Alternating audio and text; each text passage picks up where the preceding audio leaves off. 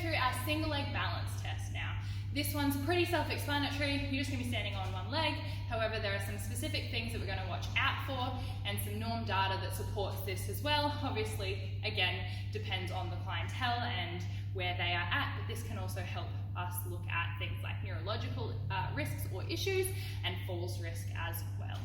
So with this test here, we want to make sure that shoes are off. We're going to cross our hands across our chest so that there's no ability to counterbalance with the hands.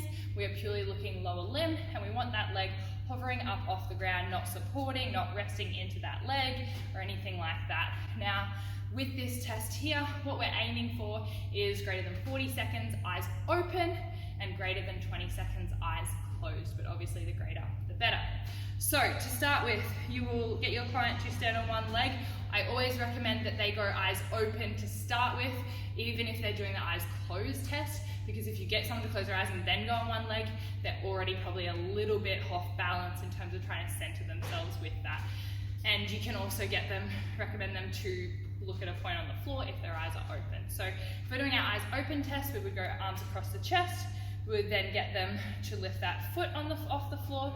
Then you would start the timer, and you're just waiting until they get to a point where they uncross their arms, or they balance and fall onto the other leg, or alternatively, even these ones, when they shuffle and move that foot, is going to be a fault and going to cease the time that they are holding for.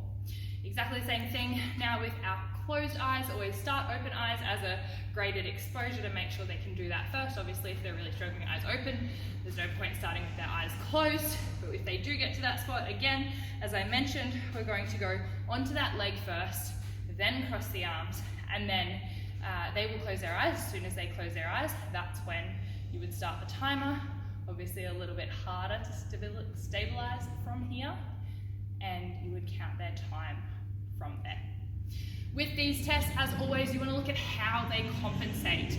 So you want to see, are they sort of pulling over this way?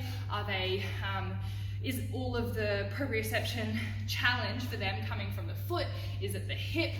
Or are they really swaying through their torso and compensating that